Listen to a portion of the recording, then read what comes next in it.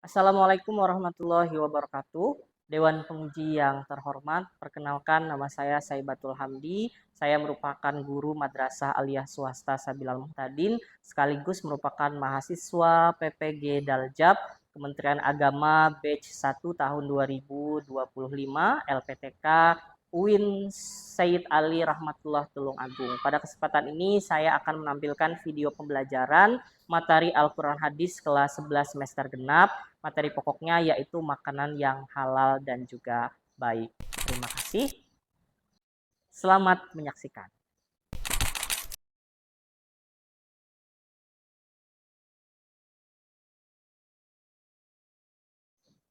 Assalamualaikum warahmatullahi wabarakatuh.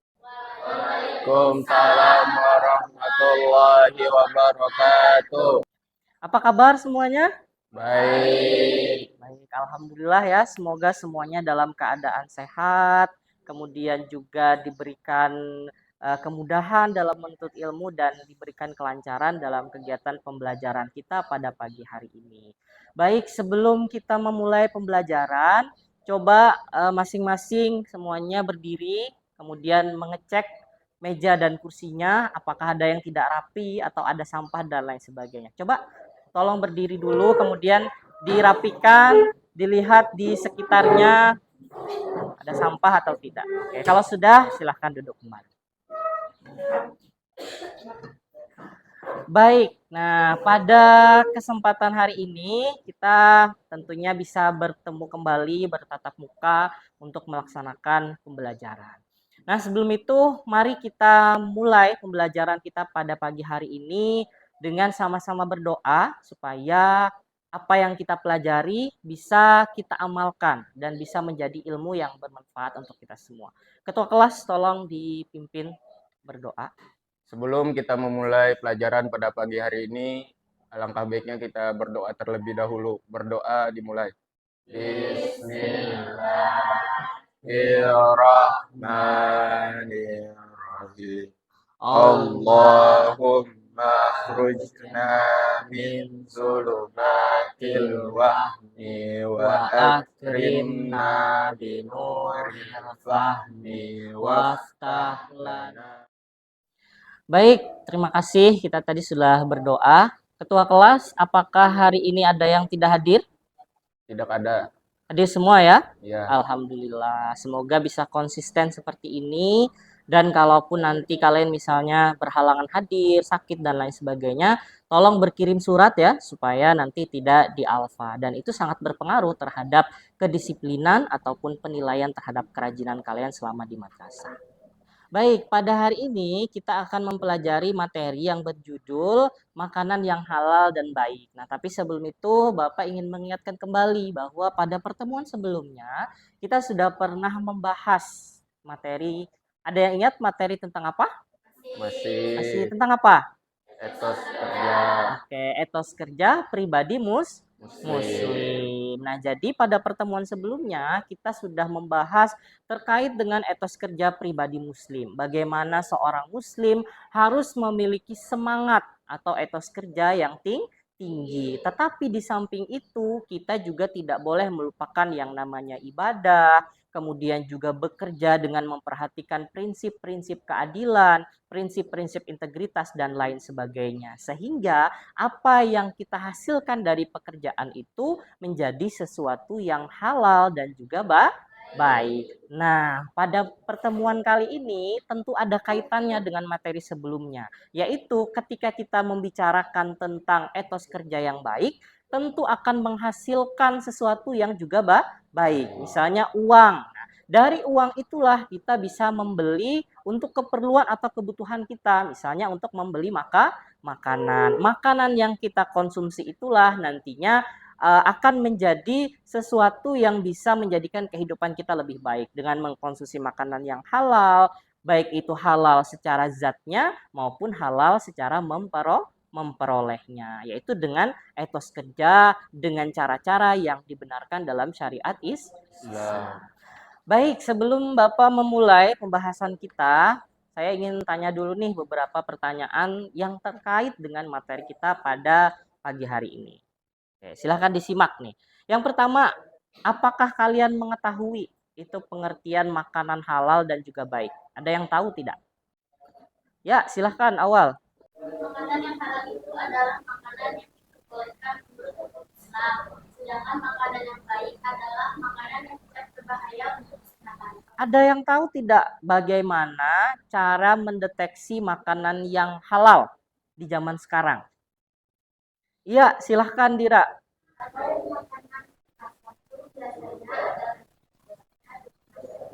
Oke, betul ya, tepuk tangan. Baik, sekarang yang ketiga nih. Apakah makanan yang halal itu pasti baik untuk kesehatan? Ada yang tahu nggak jawabannya? Silahkan Nur Hidayah.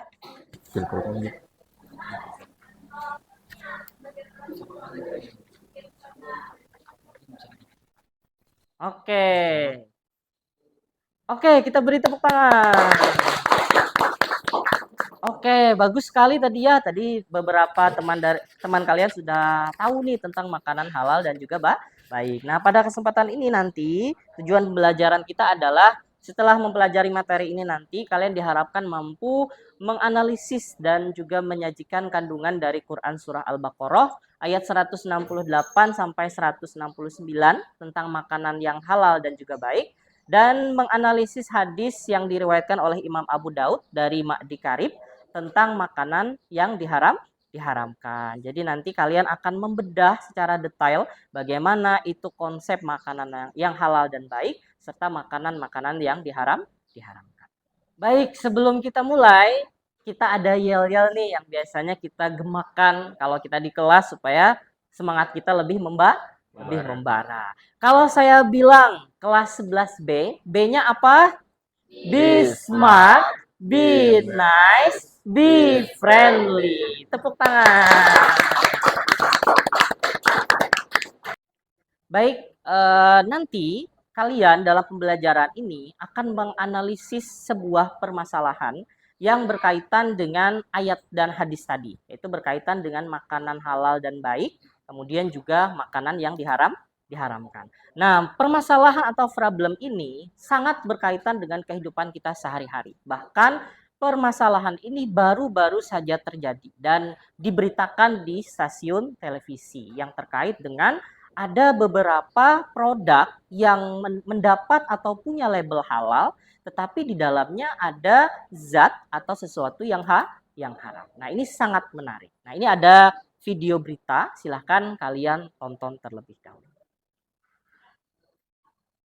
Badan Penyelenggaraan Jaminan Produk Halal menemukan adanya 9 produk pangan olahan yang ternyata mengandung unsur babi atau porsi. Ya, penemuan ini dilakukan atas koordinasi dengan Badan Pengawas Obat dan Makanan atau BPOM untuk memastikan klaim kehalalan produk pangan yang beredar di pasaran.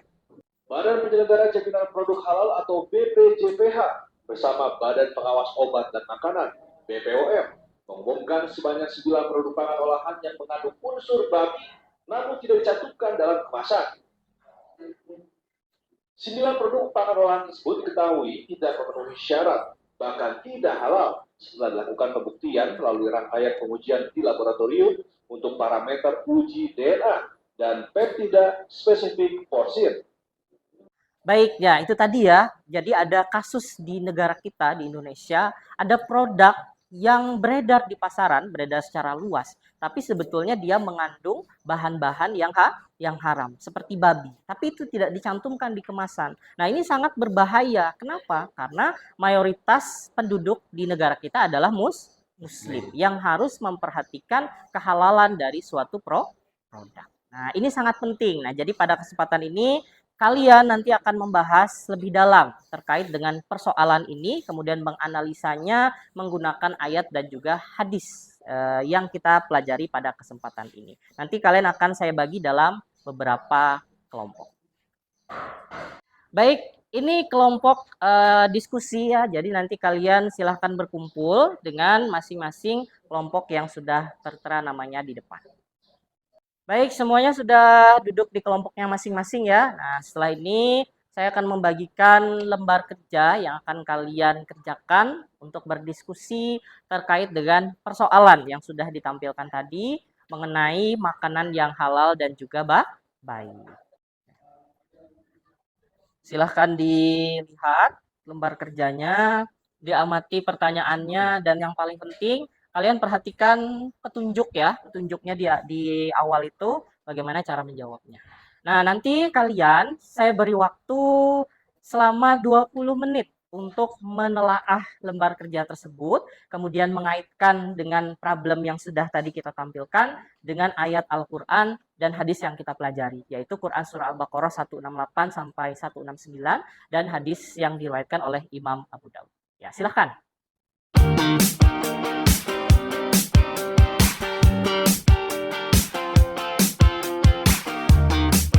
Gimana? Aman? Nah, nanti kalian harap lebih perhatikan ya bagaimana menganalisanya supaya permasalahan tadi memang betul-betul sesuai dengan ayat dan juga hadisnya. Oke, lanjutkan.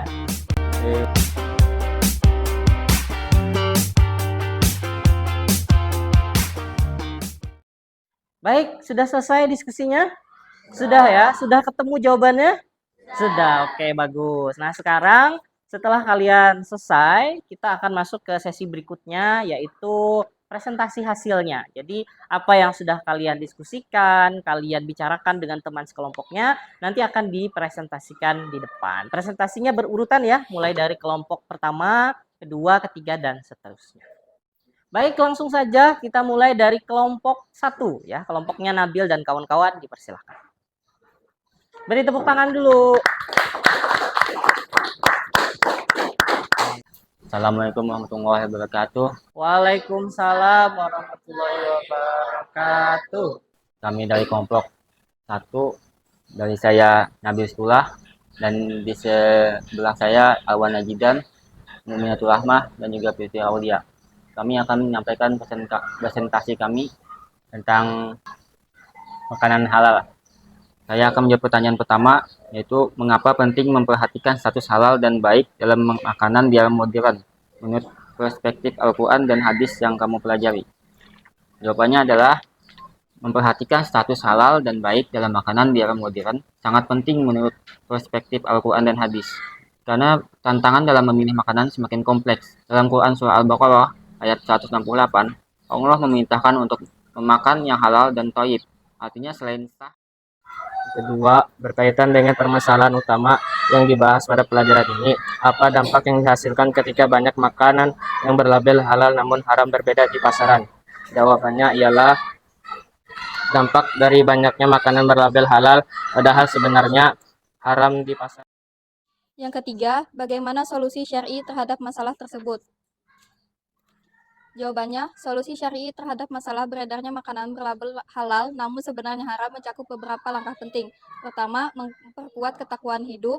Yang kedua, penguatan lembaga sertifikasi halal. Yang kelima, apakah makanan yang dikonsumsi hanya perlu halal saja? Mengapa harus memenuhi kriteria baik? Jawabannya, makanan yang dikonsumsi tidak cukup hanya halal saja, tetapi juga harus memenuhi kriteria baik baik. Hal ini dikarenakan dalam Quran surah Al-Baqarah ayat 168, Allah tidak hanya memerintahkan makanan yang halal. Baik, kita beri tepuk tangan dulu untuk kelompok 1. Ya, sangat bagus sekali apa yang mereka sampaikan. Nah, selanjutnya adalah dari penyampaian mereka, apakah ada yang ingin bertanya dari kelompok lain? Dipersilahkan. Saya Aulia Zahra dari kelompok 5. Baik, pertanyaan saya seperti apakah makanan yang halal tapi tidak baik?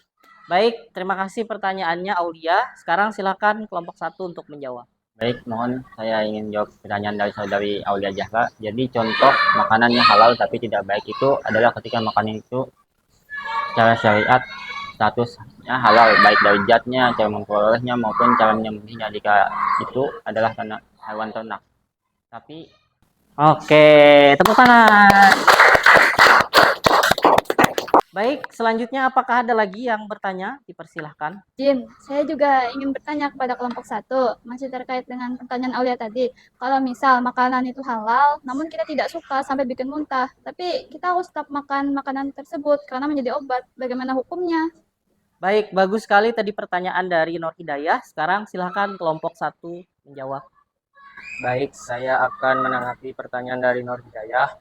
Kalau ada makanan halal secara zatnya, misalnya madu, kurma, susu, atau bahkan herbal tertentu, lalu kita pribadi tidak suka rasanya, bahkan sampai muntah, itu tidak membuat makanan tersebut menjadi. Baik, kita beri tepuk tangan untuk kelompok ini. Jadi sangat bagus apa yang mereka sampaikan terkait dengan makanan halal dan juga baik. Kemudian juga tadi menjawab pertanyaan-pertanyaannya juga sangat tepat ya. Jadi salah satunya tadi ya pertanyaan yang kedua, kalau orang tidak suka misalnya terhadap sesuatu sampai dia muntah dan lain sebagainya, bukan berarti menjadikan itu makanannya haram atau tidak boleh, tetapi memang itu tidak baik untuk orang tersebut seperti itu. Baik, kelompok 1 silahkan kembali ke tempatnya masing-masing atau tempat semula. Kita beri tepuk tangan sekali lagi. Assalamualaikum warahmatullahi wabarakatuh. Waalaikumsalam warahmatullahi wabarakatuh. Kami dari kelompok 2 ingin mempresentasikan tentang makanan halal. Perkenalkan, nama saya Ahmad Muzakir. Di samping saya ada Adif Ramadan. Di sebelahnya lagi ada Fajwatun Nur Aina dan paling ujung Nur Pianita. Mulai. Mengapa penting memperhatikan status halal dan baik dalam makanan di era modern menurut perspektif Al-Quran dan hadis yang kamu pelajari? Karena memperhatikan status halal dan baik dalam makanan sangat penting di era modern karena tantangan dalam memilih makanan semakin rumit. Dalam Quran Surah Al-Baqarah ayat 168, Allah memerintahkan umat Islam untuk mengonsumsi makanan yang halal dan thayyib. Yang tidak hanya banyaknya makanan yang berlabel halal namun sebenarnya haram, membawa dampak besar dan berbahaya. Bagi individu, konsumsi makanan haram bisa merusak hati, amal, doa, dan mengurangi keberkahan hidup. Dari sisi kesehatan, makanan haram berisiko menyebabkan penyakit. Solusi syar'i untuk masalah makanan berlabel halal namun haram melibatkan beberapa langkah penting. Pertama, memperkuat ketakwaan individu dengan meningkatkan kesadaran untuk teliti dan mencari informasi yang valid tentang makanan. Kedua, lembaga Yang keempat, peran individu muslim dalam mengedukasi masyarakat tentang makanan halal dan thayyib sangat penting. Setiap muslim harus menjadi contoh dengan menerapkan prinsip halal dan thayyib dalam kehidupan sehari-hari. Baik, demikian tadi presentasi yang disampaikan oleh kelompok 2. Kita beri tepuk tangan terlebih dahulu. Sangat bagus sekali hasil analisisnya. Nah, sekarang waktunya siapa yang ingin bertanya kepada kelompok 2 dipersilakan. Saya Pera dari kelompok 3, misalnya saya ingin membeli daging ayam di pasar. Nah, saya kan tidak tahu apakah ayam itu halal atau tidak. Bagaimana cara saya memastikan kalau ayam itu boleh saya konsumsi? baik. Kalau Vera mau membeli daging ayam di pasar dan ingin memastikan halal atau tidaknya, Vera bisa melakukan langkah-langkah berikut. Yang pertama, memotong urat leher, kerongkongan, dan pembuluh darah besar. Yang kedua, perhatikan tempat jualannya. Pilih membeli di tempat yang dikenal menjual ayam halal seperti pasar muslim, pedagang yang terpercaya atau toko yang bersertifikat halal. Yang ketiga, lihat kondisi daging ayam. Daging halal biasanya tidak tercampur dengan daging haram. Ya, itu tadi jawaban dari Ahmad Muzakir. Betul sekali ya. Jadi itulah beberapa langkah yang harus kita lakukan kalau misalnya kita ingin membeli sesuatu tapi kita tidak tahu apakah itu halal atau tidak dengan melihat indikasi-indikasi tertentu. Baik, selanjutnya apakah ada lagi yang bertanya? Dipersilahkan. Saya Sadila dari kelompok 5 ingin bertanya. Di tempat saya banyak orang makan daging buaya. Biasanya dijadikan sate. Katanya sih buat pengobatan kulit. Padahal mereka muslim. Bagaimana hukumnya? Begini, dalam hukum Islam, memakan daging buaya adalah haram karena buaya termasuk binatang buas yang bertaring dan bertempur dengan giginya. Dalam hadis Rasulullah SAW bersabda, setiap hewan buas yang bertaring maka haram dimakan. Hadis riwayat Muslim nomor 1934. Buaya jelas Baik, kita beri tepuk tangan sekali lagi untuk kelompok 2. Jadi menanggapi pertanyaan Sadila tadi tentang mengkonsumsi buaya ya, selama masih ada obat yang lain maka tidak boleh ya, meskipun itu bagus untuk penyakit kulit dan lain sebagainya. Tapi kita hidup di zaman modern yang mana obat itu banyak yang bisa kita cari selain dengan memakan buaya. Baik, sekarang kelompok 2 dipersilahkan untuk kembali ke tempatnya masing-masing dan akan dilanjutkan dengan kelompok-kelompok yang lain.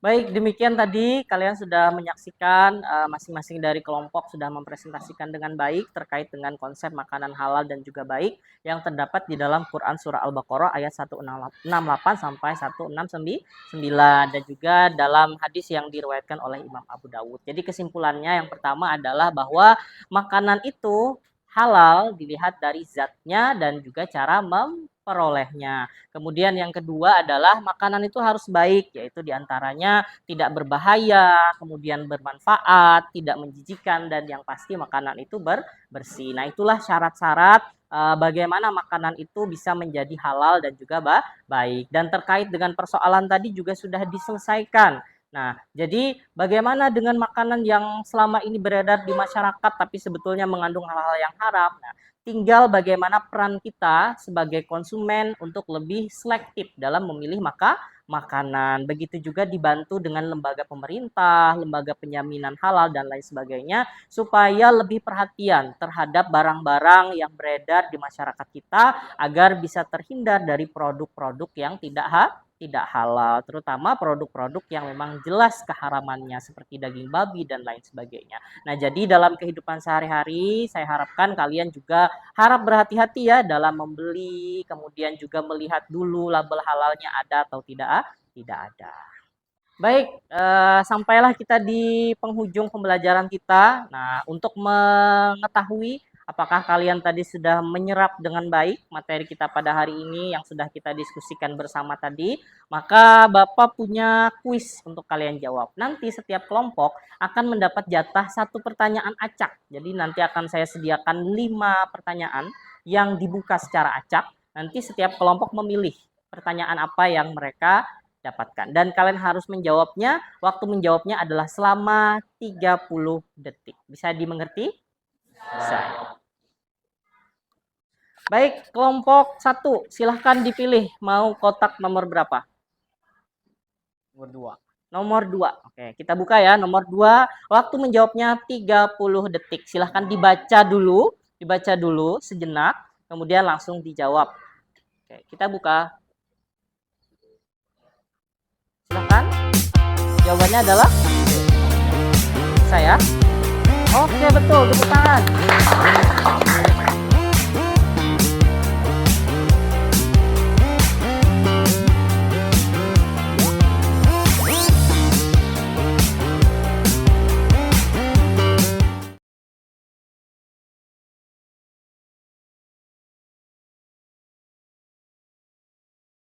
Oke, sekarang kelompok 5 karena kotaknya sisa 1, jadi mau tidak mau ya. Ini pertanyaan terakhir untuk kelompok 5. Diperhatikan baik-baik, waktunya 30 detik dari sekarang. C. Oke, jawabannya C, sudah yakin? Sudah. Apakah betul jawabannya C? Oke, betul sekali. Hebat ya, semua pertanyaan yang ada di sini dijawab dengan benar oleh semua kelompok. Nah, jadi di sini terkait dengan materi yang sudah kita bahas pada pertemuan ini. Baik, terima kasih semuanya sudah berpartisipasi dengan baik pada pembelajaran kali ini. Nah, jadi dari semua yang sudah kita bahas tadi, apakah ada yang ingin memberikan kesimpulan akhir? Ada? Oke, silahkan Nabil. Di kesimpulan saya, Al-Quran dalam Quran Surah Al-Baqarah 168 sampai 169 memerintahkan kita kaum muslimin untuk memakan makanan yang halal lagi baik serta tidak mengikuti langkah-langkah setan. Baik, kita berikan tepuk tangan yang meriah untuk Nabil. Oke, bagus sekali ya. Apa yang disimpulkan oleh Nabil tadi sangat tepat. Jadi kesimpulannya yang pertama adalah bahwa makanan yang halal itu adalah makanan yang secara syariat, secara hukum Islam itu dibolehkan. Entah itu zatnya halal, kemudian juga cara memperolehnya halal, kemudian juga cara menyembelihnya halal jika itu adalah hewan ternak. Kemudian yang kedua adalah bahwa makanan itu harus baik. Baik yang seperti apa? Baik dari sisi kesehatan. Kalau makanan itu halal tapi tidak baik, misalnya tadi seperti yang sudah kita bahas, makan seblak misalnya. Seblak itu halal. Tapi bagi orang yang menderita sakit mah, maka seblak itu menjadi tidak baik. Nah, itulah contoh makanan yang halal tapi tidak baik. Apakah itu juga boleh dikonsumsi? Jawabannya Tidak boleh karena itu bisa membahayakan. Meskipun untuk beberapa orang atau bagi orang yang lain itu menjadi sesuatu yang boleh-boleh saja untuk dikonsumsi. Nah, kemudian dari pembelajaran ini juga diharapkan kalian semua bisa lebih selektif lagi dalam membeli ataupun mengkonsumsi makanan ataupun minuman yang halal supaya bisa lebih berhati-hati. Nah, anak-anak sekalian yang Bapak hormati, untuk minggu depan nanti kalian akan menghadapi tes membaca Al-Quran dan juga tes terjemah dari ayat Al-Quran yang sudah kita bahas tadi ya. Jadi Quran surah Al-Baqarah tadi disilahkan diterjemahkan di rumah, dipelajari lagi di rumah meskipun tadi sudah kalian pelajari pada saat diskusi bersama teman-teman. Kemudian juga ini ada PR di rumah ya nanti ya. Nah, ini soalnya untuk mengecek pemahaman kalian terhadap materi yang disampaikan pada pagi hari ini. Baik, untuk menutup kegiatan pembelajaran kita pagi hari ini, alangkah baiknya kita semua berdoa terlebih dahulu, yang mana doa ini akan dipimpin oleh ketua kelas kita. Silahkan. Baik, sebelum kita mengakhiri pelajaran pada hari ini, alangkah baiknya kita berdoa. Berdoa dimulai. Bismillahirrahmanirrahim. Wal asri innal insana lafi khusri illa alladhina amanu. Baik, terima kasih semuanya. Semoga kita bisa mengamalkan apa yang kita pelajari pada hari ini. Sebagai penutup, saya mohon maaf jika terdapat kesalahan. Mari kita akhiri. Wabillahi taufiq wal hidayah. Wassalamualaikum warahmatullahi wabarakatuh. Waalaikumsalam warahmatullahi wabarakatuh.